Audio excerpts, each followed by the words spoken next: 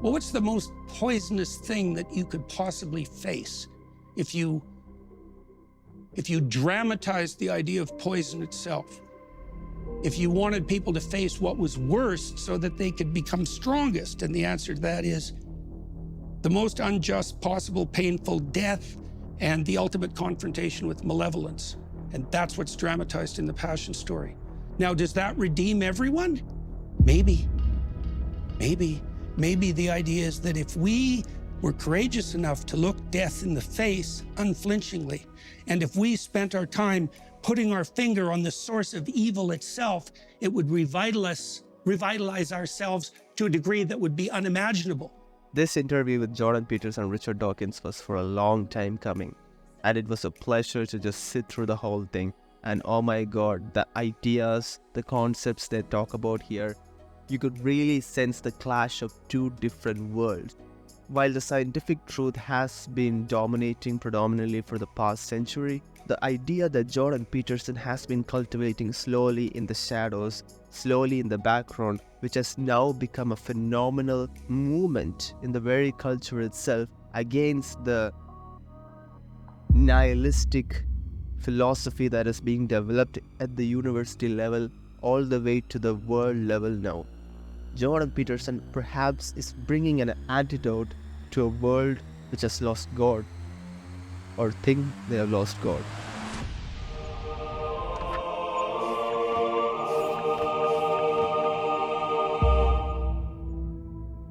Let's talk about that as perhaps a slight detour here, because I think we do need to come back to this Christ resurrection thing. But Professor Dawkins, would you say that underlying the scientific enterprise is a fundamentally unscientific assumption? You can make scientific investigations in the world, but in order to do so, you need to choose what to prioritize. You need to choose what to investigate. You also need to value the truth. You need to have a value and a motivation for doing it in the first place. Those kinds of things cannot themselves be scientifically justified. And so does the scientific enterprise have an unscientific assumption of the space? I suppose it does. I mean, I think that maybe just be Jordan and Richard, by the way. I think that Jordan prioritizes myth and I prioritize fact. And I think myth is kind of vaguely interesting, but it's not the be-all and end-all of my life. I think it's somewhat secondary to scientific fact, the sort of facts that tell us how old the universe is, how old the world is, the history of life, the engineering achievements of landing a spacecraft on a comet. These are the things that science can do. And as I said, the predictions of quantum theory, to come back to that, the predictions of quantum theory, which are verified to a sufficient number of decimal places that it's equivalent to predicting the width of North America to one hair's breadth.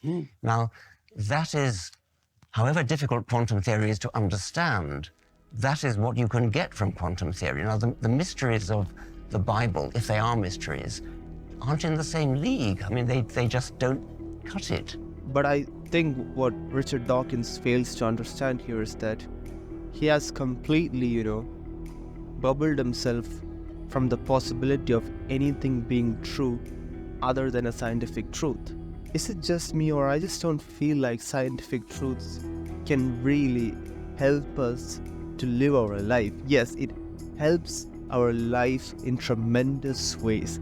I'm able to shoot this video because of a camera, and that's possible because of scientific truth, because of the scientific laws. But see, those brave scientists or inventors who first pursued on the very idea that mirrors reflect light and capture images, they went into the unknown, already having a preconceived truth that there's a God, a creator out there who has created a unique design, and there is truth there, and if we set ourselves out to find that truth, we will gain something. And that's how all the great inventors and scientists of the age found new ideas. See well, okay, so let me respond to that. So one of the things that I've tried to study is the preconditions for the scientific enterprise itself. you appeared to agree with Alex that there might be presumptions, axioms that need to be accepted. I don't want to put words in your mouth because I want to get this right before the scientific enterprise can begin. So I've tried to think those through. So let me lay out a couple of them. This is partly what I've done while trying to make the case, for example, that you're more of a Christian than you think you are. So, for example, I think that the scientific enterprise is motivated by the axiomatic presumption that truth tends towards a unity. I think that it's predicated on the notion that there is a logical order that's intrinsic to the cosmos, that that fundamental order is good, that it's intelligible to human beings, and that discovering that order and aligning ourselves with it makes for life more abundant. I think that the scientific enterprise is also predicated on the idea that the truth will set you free. And I think all of those axioms are religious and derived from the Judeo-Christian tradition. And if you don't believe that, you have to account for why science emerged in Europe and nowhere else in the entire history of humanity, for example, and why it's under assault from like all quarters now as that underlying metaphysic disappears. Like you haven't had to be concerned with the mythological substrate in your lifetime in some sense because it was intact. Yeah. And so the universities could flourish and you had your freedom, remarkable freedom to pursue your scientific enterprise wherever you wanted, and people lauded you for it. Like that time is threatened, and seriously so. And I think it's partly because these metaphysical assumptions have now become questionable, and that's part of the reason that I'm attending to them. It's not because I don't admire the accuracy of quantum prediction, for example, or celebrate what Musk is doing with his capability of sending rockets to Mars. It's like more power to the technological enterprise. But you know what's happening in the universities? It's awful. And that's not a scientific finding. I agree about that. I'm not a historian. I think it's an interesting It is even possible that Christianity did have something to do with that, and I'm not going to deny that. But that It is doesn't even possible that Christianity in does any have something way to do with that, and I wouldn't increase my categorically trust in deny the that. validity of Christian propositions like the resurrection, In the any virgin way, birth, and miracles, and increase Jesus is my the Son of God. trust in the validity of Christianity may have had Christian some kind of propositions, historical virgin birth and miracles, and Jesus is the Son of God. facilitating effect. Christianity may have had some kind of historical Renaissance that led to the scientific revolution. facilitating effect. And that would be a very interesting historical analysis, but it doesn't bear upon the truth of that would be a propositions of the Christian religion. Okay, let's concentrate on the resurrection. The truth of the propositions of the Christian religion. Okay, let's concentrate on the resurrection for a moment. Now, unfortunately, see, this is part of the problem. Part of the problem with discussions like this is that the mode of approach that's taken by the mythological tends to circle and wander. Like it doesn't, because you have to shine light on the problem from multiple perspectives. That's why it's often encoded in image, for example, or in drama. It's not the same tack as a purely propositional and logical argument, so it's more difficult to make. But let me tell you a story that I believe bears on the resurrection. You tell me what you think about it, because this is a very difficult story to account for. It's going to take me about 5 minutes because it's complicated, but there's no way around it, I don't think. So there's a strange scene in the Gospels where Christ tells his followers that unless he's lifted up like the bronze serpent, there can be no hope for the redemption of mankind unless he's lifted up like the bronze serpent in the desert. Okay, this is a very strange thing for someone to say. So you need to know what the story of the bronze serpent in the desert was and what it signifies. And I think we can understand it psychologically. I really do believe this. And the concordance of that story, which was generated millennia before with Christ's utterance, is something I just cannot imagine how anyone put those two things together, especially given the lack of explicit understanding about the relationship. So let me detail it. So there's a scene in the Exodus story, where the Israelites are doing their usual fractious foolishness and whining about the fact that they're lost and bemoaning the loss of their privileges under the Pharaoh and complaining about the power dynamics of their leadership and just generally being followers of Cain, let's say. And God, the cruel God that you refer to, decides to send among his suffering subjects poisonous snakes to bite them, which seems a little over the top, you might say. But in response to that, I would say there's no situation so terrible that some damn fool can't make it infinitely worse. And so that's what happens to the Israelites.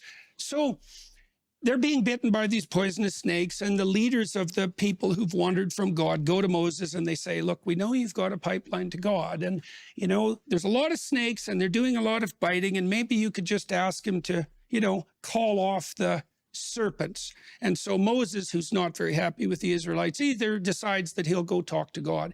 And God says something very strange.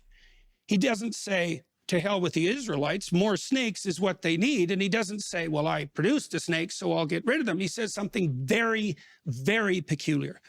He says, have the Israelites gather together all their bronze and make a giant stake and put a serpent on it, a bronze serpent, which is the symbol of healing, by the way, that even the Greeks use, that symbol of Asclepius. It's a very old symbol, very widespread. It's still used by physicians today. And then he says, put it up where the Israelites can see it, and if they go look at it, then the serpent's poison won't harm them. And I read that and I thought, that's exactly what psychotherapists discovered as they all converged in the 20th century on the utility of exposure therapy as curative. And that's the pharmacon. A little of the poison that hurts you cures you. It's the same principle that's used for vaccines, by the way.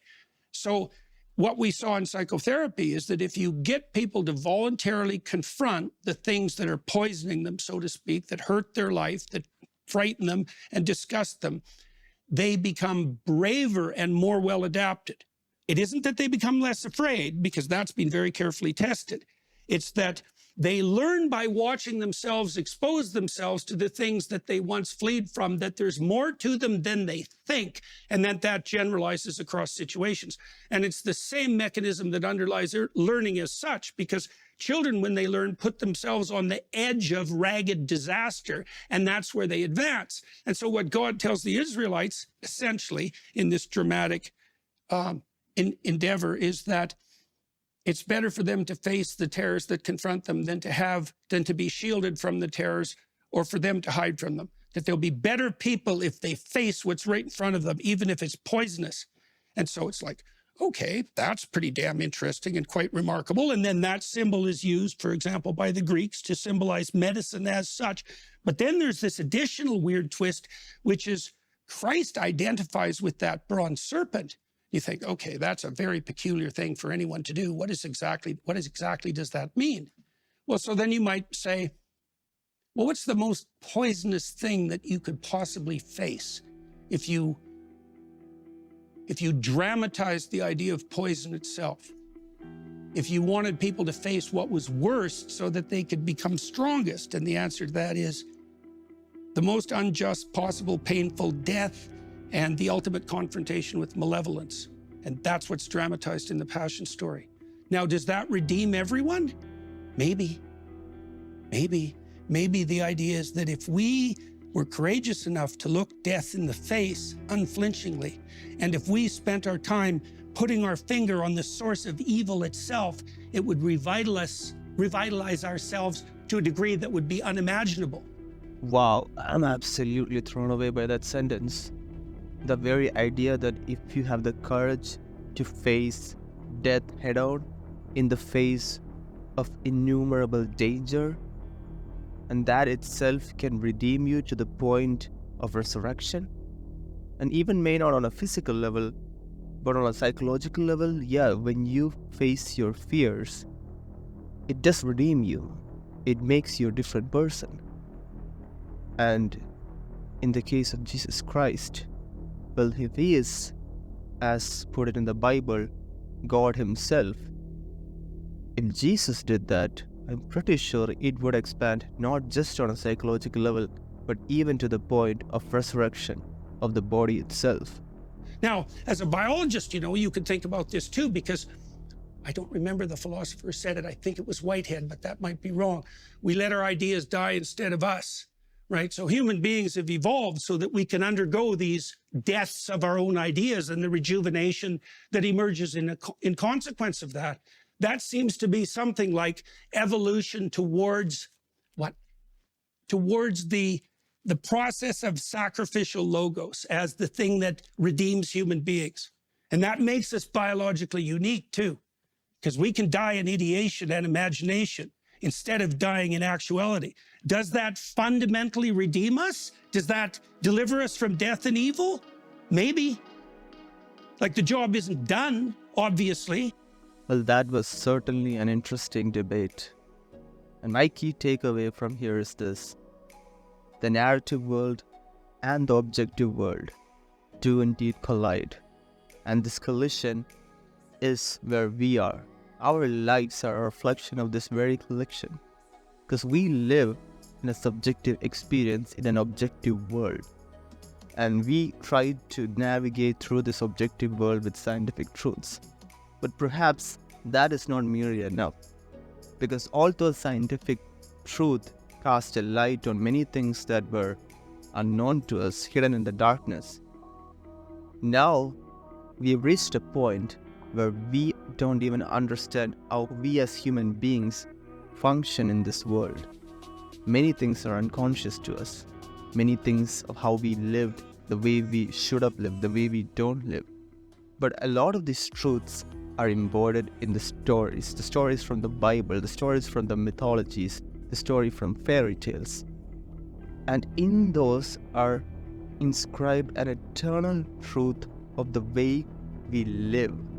Our world, whether you like it or not, is built on ideas, on conversations, on the logos. And that is a truth that science just cannot understand, but they are starting to. Consciousness is just looming and science is unable to get a grasp on it. But our age, our civilization, this pinnacle point where new breathtaking innovations in AI, in artificial intelligence, is bringing into light a new way of living, making us realize that a lot of the things that we thought only we could do are replaceable. But then, in the face of this new age chaos, what then will be the one thing that cannot be replaced by a machine? We are yet to find out, but I think this is an important path that will help us discover more of who we are and how we are connected to a much more bigger divine purpose. Thank you all for watching this video, and I hope I see you next time. And remember, don't be afraid to take destiny in your own hands. Don't be afraid to be a fool on this journey.